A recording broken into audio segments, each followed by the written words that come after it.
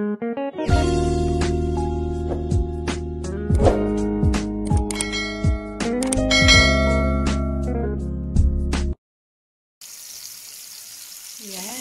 hello po.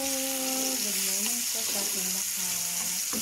Nagluluto po ako ng almusal namin ng aking kasama at yung aking alaga, tapos na din siyang kumain. Ganito din yung kumain niya, kamatis at saka itlog.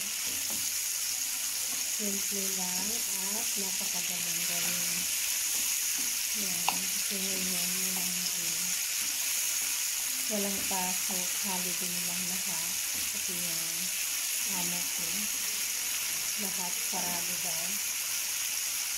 Bawal din, wala din bukas daw na mga market sa labas.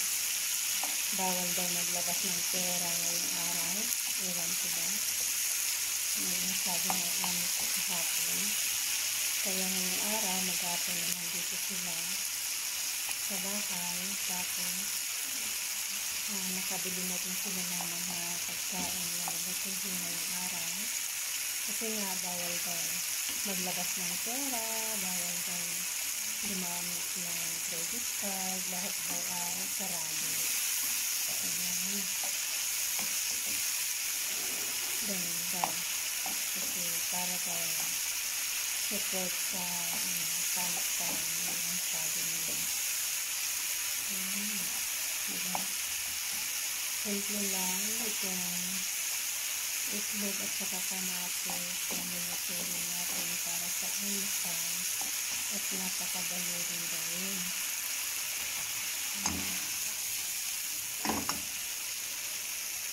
Tapos ang gusto ko sa kamatis pag nag-omelette ako, yung talagang luto. Saka yung durog talaga. Yan.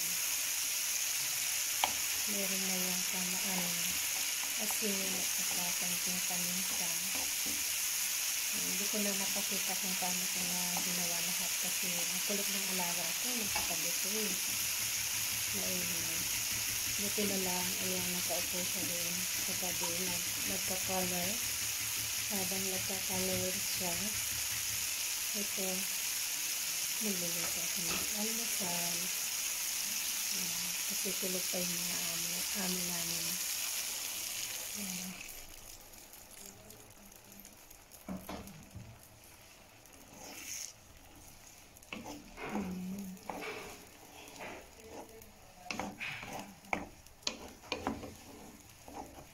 Ayan, tabi-tabi po sa mga marunong magluto. Ganyan lang po ang ginagawa ko. Tsamba-tsamba sa lasa. Tsaka ayan, ganyan lang. Bahala na si Batman. Kung anong lasa yung mga niluluto ko.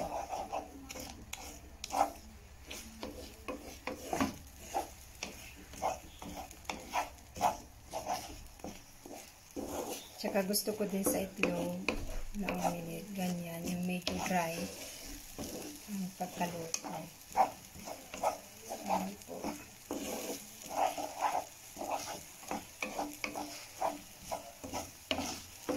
Ngayong araw, busy ko ngayong araw. Mamaya pagkagising ng mga amo, sigurado. Hindi ko na naman alam kung anong gagawin ko o unahin kong gawin. Kasi pag nagising yan sila, wala na. Talagang as in, sobrang busy na ako. Ayan. Habang sila ay natutulog, madalihin magluto na almusal at kumain. Gusto ko kasi sa itlog yung dry. Yan. Sana wag muna silang magising para at least ma-enjoy ang pagkain. Kasi minsan pag kumakain ako at andyan sila, Hindi ako nakaka-concentrate kumakain. Mayat maya, tawagin ka, tatayo ka na naman. Mayat maya, nagsubo ka ng isang beses, tawagin ka na naman. Kaya, hirap din. Pero, kailangan na magtiis. Ganyan lang talaga ang buhay. May pangarap para sa mga anak. Ayan.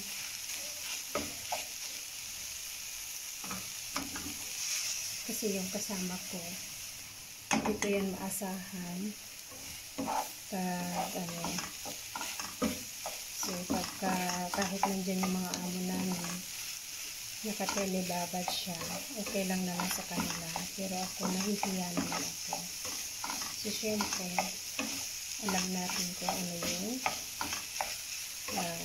lagay natin dito. Yan.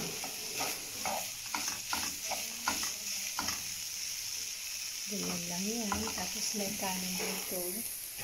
Ayan po yung niluto ko. Kahapon pa yan. Hindi ko na nilagay sa ref kasi sobrang lamig ngayon dito sa Jordan. Ayan. Ganyan lang po kasimple. Diba? Oh. Kahit pa paano, mabubusog din tayo dito. Yan. Yan lang po ang aking video for today. Yan. Mag-ingat po tayong lahat. Lagi po tayong mag-pray para sa ating kaligtasan. Huwag natin kakalimutan ang ating mapagmahal na Diyos na siyang laging gumagabay sa atin. Kasi ako talagang sa kanya ako laging nakasandal. Ayan. Kasi wala akong hindi ko magagawa lahat ng aking ginagawa kung wala ang napagmahal na Diyos na siyang gumagabay sa atin. Ayan. Maraming salamat sa mga walang sawang support, walang sawang panonood sa aking mga videos. Ayan. Salamat and God bless us all.